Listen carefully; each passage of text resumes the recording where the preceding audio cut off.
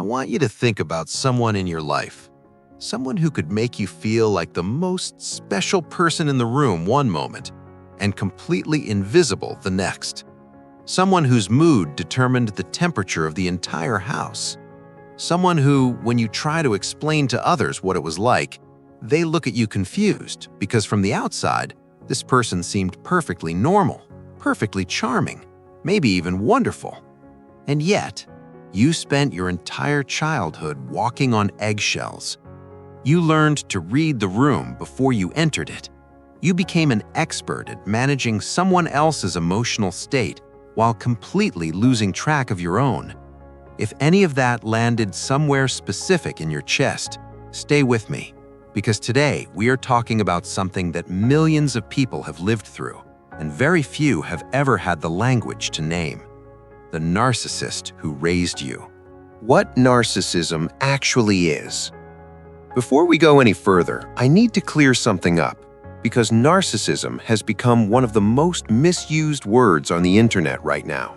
People call their ex a narcissist, they call their boss a narcissist, they call anyone selfish or difficult a narcissist. And that dilution of the word is actually doing real damage, because it makes it harder for people who grew up with actual narcissistic parents to be taken seriously, to take themselves seriously. So let's be precise. Narcissistic personality disorder, NPD, is a clinically recognized condition. It affects somewhere between 1% and 6% of the population.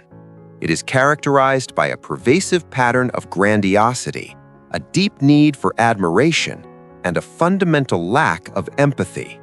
But here's what most people don't understand about narcissism. It is not about confidence. It is not about arrogance. Those are the surface features. Underneath, narcissism is one of the most profound wounds in all of psychology: an empty core. The narcissist, whether clinically diagnosed or simply high on narcissistic traits, operates from a place of fundamental internal emptiness, a core self that was either never allowed to develop or was so thoroughly shamed in early childhood that it had to be abandoned. And to survive that emptiness, the narcissistic person built a structure, a false, grandiose self, an image, performance of superiority, specialness, invulnerability. And that structure requires constant feeding. It requires admiration, validation, control, compliance, superiority. And if you grew up as the child of someone operating from this place, you were not raised as a parent in the traditional sense. You were raised as a source of supply. 2. The narcissistic family system. Here's something that takes most people years of therapy to fully understand. A narcissistic parent does not create a dysfunctional family. They create a system, a carefully organized, internally consistent system where every member has a role, every behavior is managed, and the entire structure exists to serve one purpose: regulating the narcissistic parent's fragile sense of self. Let me show you how the system works. The golden child. Every narcissistic family system has a golden child. This is the child who is idealized, praised, celebrated, held up as the extension and reflection of the narcissistic parent's own specialness. The golden child learns, "I am loved for performing and achieving. My worth is conditional on making the parent look good." They often become high-achieving, people-pleasing adults with profound imposter syndrome and an inability to enjoy their own success, because the success was never really theirs, it was the parents'. The scapegoat. Every narcissistic family also has a scapegoat. This is the child who carries the family's shadow, the one who is blamed, criticized, identified as the problem.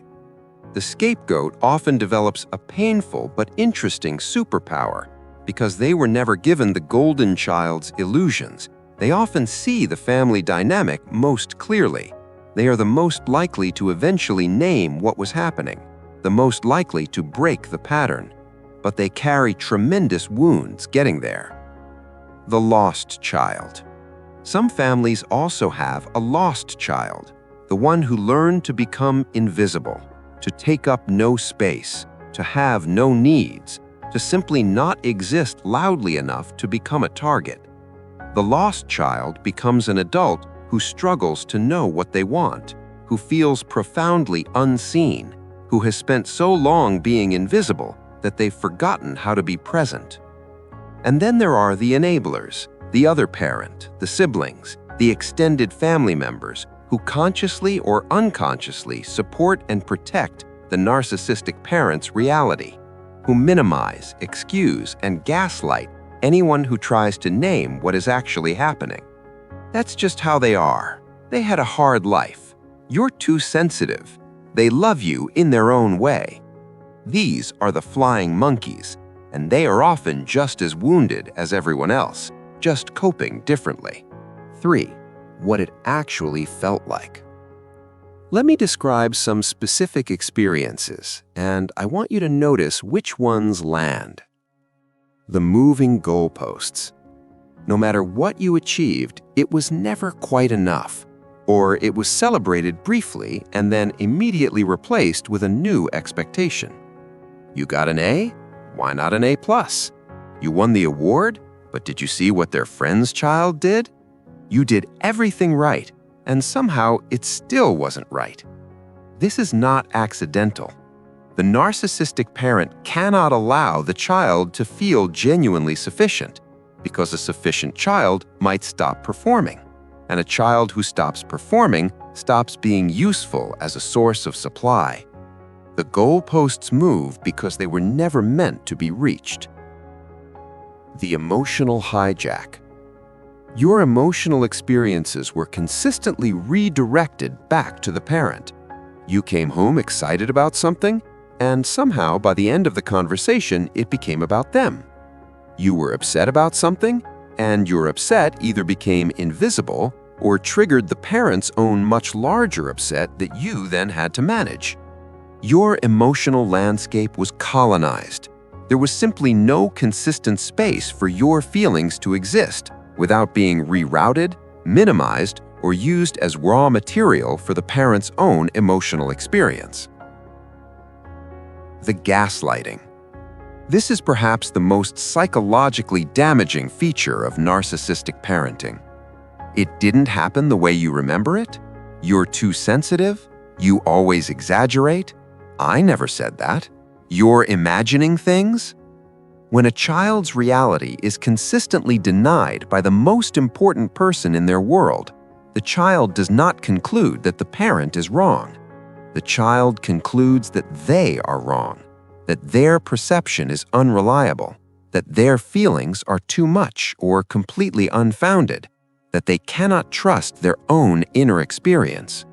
And that conclusion, that fundamental distrust of one's own perception, follows a person into every relationship and every room they enter for decades. The idealize, devalue, discard, repeat.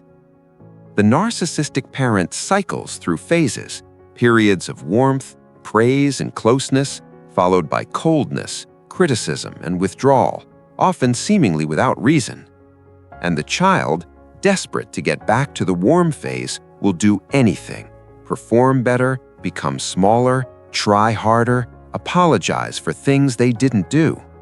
This cycle, chase the warmth, manage the coldness, do anything to avoid abandonment, becomes the template for every significant relationship that follows. 4. What it did to you. If you were raised by a narcissistic parent, or a parent high in narcissistic traits, here is what that experience likely produced in you. And I want to be very clear, these are not character flaws. These are adaptations, intelligent, sophisticated, survival-based adaptations to an environment that required them. Hypervigilance. You became extraordinarily skilled at reading other people's emotional states. You can walk into a room and within seconds know if someone is off. You can detect the shift in a person's tone before they've even finished their sentence. This is not a gift. This is a survival mechanism that your nervous system developed because your emotional and sometimes physical safety depended on accurately predicting the parent's mood. And it is exhausting to live with because it never turns off. Fawning. Psychology identifies 4 trauma responses: fight, flight, freeze, and fawn. Fawning is the one that gets the least attention, and it is the most common response in children of narcissists. Fawning means when threat is perceived, the instinct is not to fight or flee, but to please, to accommodate, to make the threatening person comfortable, to become whatever is needed to de-escalate. Adults who fawn are often described as incredibly kind, selfless, and easy to be around. And they are because they've been trained since childhood to prioritize other people's comfort above everything else, including their own safety and needs. The fawn response feels like kindness. It is actually fear wearing a generous mask. Chronic self-doubt. When your reality was consistently denied throughout childhood, you developed a profound inability to trust your own perception. This shows up as constantly second-guessing decisions, needing external validation before you can feel confident in your own conclusions, apologizing reflexively for existing, for having needs, for taking up space. It shows up as the inability to say with confidence, "This is what I experienced. This is what happened. This is what I need." Because the most foundational lesson of your childhood was your inner experience is not reliable. Do not trust yourself. Attraction to narcissistic dynamics. This one is the hardest to hear. Research consistently shows that adults who were raised by narcissistic parents are statistically more likely to enter romantic relationships, friendships, and professional relationships with narcissistic individuals. Not because they are weak, not because they are stupid, but because the narcissistic dynamic, the hot and cold, the idealization and devaluation, the chase for approval, the walking on eggshells, is familiar. It rhymes with home. And the nervous system, as we discussed in Day 2, does not move toward what is good, it moves toward what is known. 5. The complicated grief. Here is something that makes this topic particularly difficult. You may love this parent. You probably do. Because they were also capable of warmth, of charm, of moments that felt like genuine love, of being the most captivating person in the room. Narcissistic parents are not monsters 24 hours a day.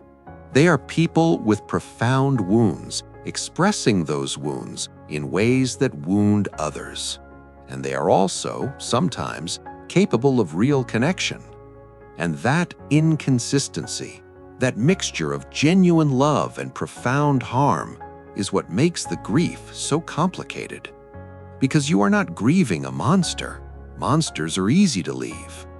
You are grieving the parent you needed who was sometimes present. The parent who showed you what love could feel like and then took it away. The parent who was capable of seeing you and yet consistently chose not to. You are grieving the childhood you deserved. And that grief is allowed. It does not require you to hate your parent to grieve what their wounds cost you. It does not require you to cut them off, though sometimes distance is necessary for healing. It does not require you to minimize what happened in order to hold on to love.